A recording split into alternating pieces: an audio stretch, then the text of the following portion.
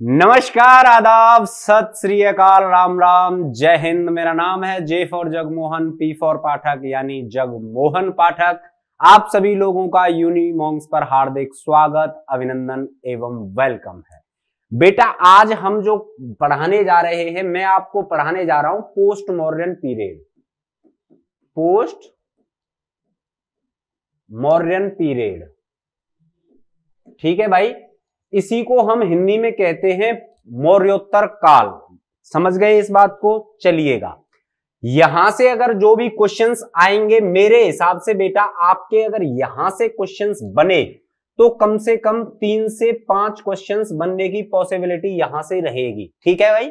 बात करते हैं आपके सीयूईटी जीटी में हिस्ट्री के जितने भी क्वेश्चंस आ रहे हैं या आएंगे, यानी सीयूईटी 2024 के भाई जीटी के पेपर में आपके 8 से 10 जो क्वेश्चन हिस्ट्री से आने वाले हैं बेटा, हम उन्हीं की सीरीज मैंने यहां पे चला रखी है। लगभग मैंने आपको पहले भी कहा था कि 15 से 18 क्लासेस में मैं इसको खत्म कर दूंगा।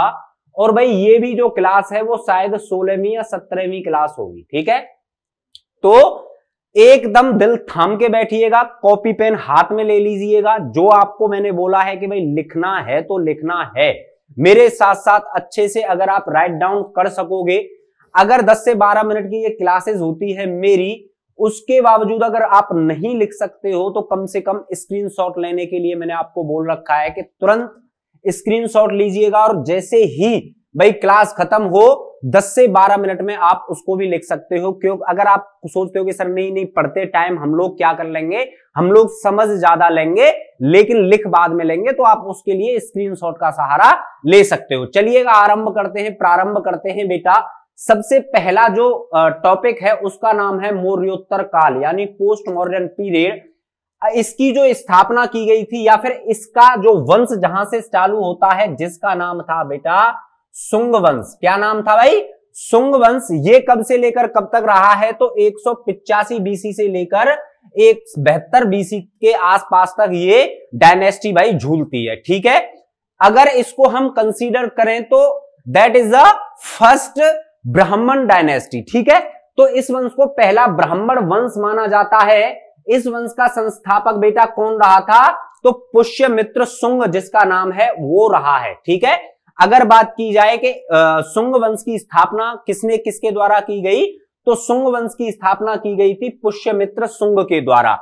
अगर इसकी कैपिटल पूछेगा नहीं, मैंने बता रखी है विदिशा कहां पड़ती है, ये मध्य प्रदेश में पड़ती है, यानी एमपी में ये पड़ती है। ठीक है, अगर बात की जाए इस डायनेस्टी के स्रोत की, यानी source of this dynasty was क्या है बेटा, तो अयोध्या इंस्क्रिप्शंस यानी अयोध्या अभिलेख से हमें यह जानकारी मिलती है कि भाई 185 बीसी से लेकर 72 बीसी के बीच का जो रूलिंग पीरियड है that known as the Shunga dynasty. ठीक है, बात समझ में आई? दबा के शेयर कर देना। पापा की परियो मम्मी के मगरमच्छो, एक एक क्वेश्चन इतने सटीक करा रहा हूं कि एक भी क्वेश्चन एग्जामिनर चाहे कहीं से भी क्वेश्चन रख दे, आपका एक भी क्वेश्चन छूटने नहीं देंगे। ठीक है भाई, कंधे से कंधा मिलाकर चलना है आपको यूनिमॉन्क्स के साथ। तो भाई अगर सोर्स की बात की जाए कि सोर्स क्या है इस डायनेस्टी के बारे में, तो हम जानते हैं उसको अयोध्या अभिलेख से, अयोध्या इंस्क्रिप्शन से। इसको बेटा क्या कहा जाता है भाई? इसी किंग को बौद्ध धर्म का डिस्ट्रॉयर माना जाता है, बौद्ध धर्म का नाश करने वाला माना जाता है, या कहा जाता है जो अशोका के द्वारा 84,000 भाई जो स्तूपास बनवाए गए थे। ठीक है, किसके द्वारा? तो बेटा अशोका के द्वारा कितने? तो 84,000 क्या बनवाए गए थे बेटा? स्तूपास का निर्माण करवाया गया था। उनको सबके सब स्तूपास को इसी के द्वारा, किसके द्वारा? तो पुष्यमित्र शुंग के द्वारा भाई नष्ट किया गया। आपसे क्वेश्चन यही पूछेगा कि बौद्ध धर्म का नाश करने वाला कौन सा शासक हुआ है, तो बौद्ध धर्म का नाश करने वाला जो शासक था उसी का नाम था बेटा पुष्यमित्र शुंगा। क्या नाम था? तो पुष्यमित्र शुंगा। चलिएगा, अच्छे से लिख लिया है ना। चलो आगे बात करते हैं बेटा। इसी के शासन काल में यानी पुष्यमित्र के रूलिंग पीरियड में संस्कृत लैंग्वेज का सर्वाधिक विकास हुआ। ठीक है भाई, संस्कृत लैंग्वेज जो आज हमारे आपको वेदों में देखी जाती है, पुराणों में देखी जाती है। ठीक है, तो इस जो संस्कृत लैंग्वेज है इसका मैक्सिमम डेवलपमेंट अगर किसी के रूलिंग पीरियड में हुआ है तो हम जानते हैं पुष्यमित्र शुंग के बारे में। ठीक है, आगे बात करते हैं। पुष्यमित्र शुंग ने भरहूत का स्तूप, याद रखिएगा ये वाला चीज बनवाया था, जिसे सर्वप्रथम 1873 में अलेक्जेंडर कनिंघम के द्वारा खोजा गया। आपसे क्वेश्चन अगर ये आया कि भरहूत का स्तूप किसके द्वारा खोजा गया था, तो आपका आंसर आना चाहिए अलेक्जेंडर कनिंघम के द्वारा। कब खोजा गया था? तो 1873 में खोजा गया था। बात समझ में आ गई। अब बात क्या है, अगर आगे बात करूं तो मैं मौर्योत्तर काल में इंडो ग्रीक्स रूलर, ठीक है भाई, इंडो ग्रीक रूलर को डिफीट करने वाला अगर कोई रूलर था तो उसका नाम था पुष्यमित्र शुंग। मौर्योत्तर काल में इंडो ग्रीक शासकों के द्वारा आक्रमण किया गया और पुष्यमित्र के द्वारा उनको पराजित किया गया। ठीक है भाई, उनको भी पराजित किया गया। दोबारा से बता रहा हूं कि पुष्यमित्र शुंग के रूलिंग पीरियड में मैक्सिमम डेवलपमेंट हुआ था संस्कृत लैंग्वेज का। इसी के द्वारा भरहूत के स्तूप बनवाया गया था, जिसको खोजा गया था अलेक्जेंडर कनिंघम के द्वारा। कब खोजा गया था? तो 1873 में खोजा गया था। मौर्योत्तर काल में इंडो ग्रीक शासकों के द्वारा इस पर आक्रमण किया गया, यानी भारत पर आक्रमण किया गया। लेकिन भाई पुष्यमित्र शुंग के द्वारा इंडो ग्रीक रूलर को एकदम हरा दिया गया, पराजित कर दिया गया। चलिएगा बेटा आगे बात करते हैं। इससे आगे जो रूलर आता है उसका नाम है अग्निमित्र शुंग। उसका नाम क्या है बेटा? तो अग्निमित्र शुंग। अगर हम इसके सोर्स की बात करें कि इसका सोर्स हमें कहां से मिलता है, तो गुप्त काल का एक नाटक है जिसको लिखा गया था कालिदास के द्वारा, जिसको रिटन बाई कालिदास। क्या है? मालविका अग्निमित्रम। क्या बेटा?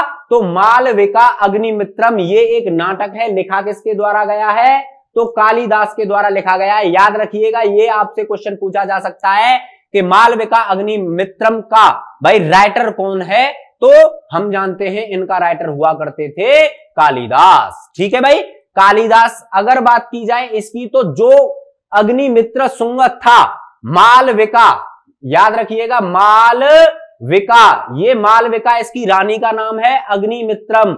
ये इस अग्निमित्र का नाम है। भाई जो अग्निमित्र है इस नाटक का क्या हुआ करता था बेटा? हीरो हुआ करता था। यानी भाई जो हम किरदार जैसे कहते हैं, किरदार जो निभाते हैं, ऐसे ही जैसे हमारी फिल्मों में होता है, तो जो हीरो होता है भाई वो क्या करता है? हीरो का काम होता है एनिमीज को खत्म करना और लव स्टोरी चलाना। ऐसे ही तो एक नाटक लिखा गया था कालिदास के द्वारा, उसका नाम था मालविका अग्निमित्रम। ठीक है, इसका हीरो कौन था? तो अग्निमित्र शुंग था। इसके द्वारा बेटा कंजर्वेशन दिया गया बौद्धिज्म को। ठीक है, इसके द्वारा बौद्ध धर्म को संरक्षण दिया गया। इसी के द्वारा सांची का स्तूप का मरम्मत करवाई।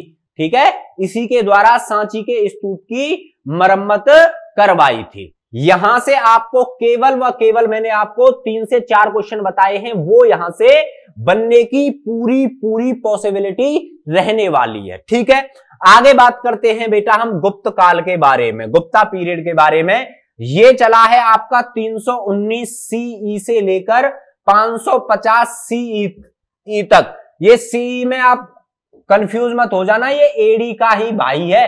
ठीक है, अब एडी को समाप्त कर दिया गया है, एडी की जगह पे सीई यानी कॉमन एरा बोलते हैं हम। ठीक, आगे बात करते हैं।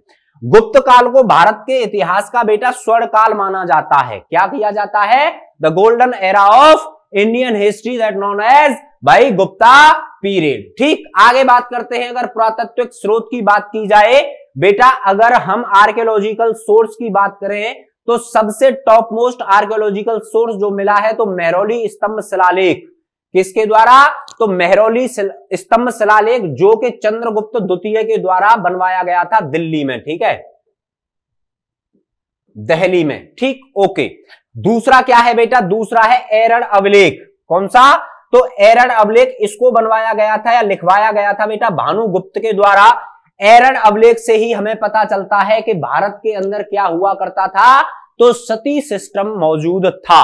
इस जो अभिलेख है, बात समझ रहे हो मेरी तुम, जो ये मेहरौली स्तंभ शिलालेख है, शिलालेख का मतलब होता है एक तरीके से फरमान, है ना, फरमान कह लीजिए, आप कह लीजिए आदेश, और मैं आपको बताऊं तो आदेश यानी डायरेक्शन जैसे बोलते हैं भाई कि तुमको ये आदेश पूरा करना है, ठीक। तो इन चीजों के द्वारा एरर अभिलेख से किसके द्वारा बनवाया गया था, that is the most important. याद रखिएगा, अगर आपसे को किसी भी पेपर में ये पूछा जा सकता है कि एरर अभिलेख भानुगुप्त के द्वारा बनवाया गया था या किसके द्वारा बनवाया गया था, और वह कौन सा अभिलेख है जिसके द्वारा हमें पता चलता है कि भारत के अंदर सती सिस्टम मौजूद था, तो बेटा कौन सा, तो एरर अभिलेख के द्वारा हमें पता चलता है कि भारत के अंदर बेटा सती प्रथा का चलन था। बात समझ में आ गई। दूसरी अगर और भाई आर्कियोलॉजिकल सोर्स की बात की जाए तो इलाहाबाद स्तंभ शिलालेख, ठीक है भाई, इलाहाबाद स्तंभ शिलालेख जिसको किसने लिखवाया था, जिसको लिखवाया था समुद्रगुप्त ने, जिसको किसने लिखवाया था, समुद्रगुप्त ने लिखवाया था। दोबारा से बता रहा हूं बेटा, अग्निमित्र शुंग के द्वारा। अगर इसके स्रोत सोर्स की बात की जाए तो सोर्स काल का एक नाटक है मालविका अग्निमित्रम, जिसको कालिदास के द्वारा लिखवाया गया था। इसने बौद्ध धर्म का संरक्षण किया क्योंकि इसके द्वारा सांची के स्तूप की मरम्मत करवाई गई थी। आगे अगर बात करें हम गुप्त काल के बारे में, तो गुप्त काल का रूलिंग पीरियड हमें मिलता है 390 CE से लेकर 550 CE तक। गुप्त काल को भारत के इतिहास का स्वर्ण काल यानी गोल्डन एरा बोला जाता है। अगर इसके हम आर्कियोलॉजिकल सोर्स की बात करें तो नंबर फर्स्ट पे आता है मेहरौली स्तंभ शिलालेख, जो कि चंद्रगुप्त द्वितीय के द्वारा लिखवाया गया था। फिलहाल कहां है, फिलहाल बेटा दिल्ली मेहरौली में स्थित है। दूसरा क्या है, एरर अभिलेख, that is the most important, written by Bhanugupta. And भाई क्या है कि इसी शिलालेख से या इसी अभिलेख से हमें पता चलता है कि भारत के अंदर सती सिस्टम यानी सती प्रथा मौजूद थी। आगे बात की जाए तो इलाहाबाद स्तंभ शिलालेख के बारे में, जिसको रिटन किया गया है या जिसको लिखवाया गया है समुद्रगुप्त के द्वारा। एक एक चीज याद रखिएगा, ये मोस्ट इंपोर्टेंट क्वेश्चंस हैं, मोस्ट इंपोर्टेंट क्वेश्चंस हैं, ठीक है भाई। आशा करता हूं यहां तक आपको क्लास बहुत अच्छी लगी होगी। अगर अभी आप तक ने स्क्रीनशॉट नहीं लिया है तो स्क्रीनशॉट ले लीजिएगा बेटा, ताकि आप लोग अपनी कॉपी में अच्छे से राइट डाउन कर सकें, ठीक है भाई। कल मिलूंगा इसी टाइम पर, तब तक के लिए नमस्कार, जय हिंद।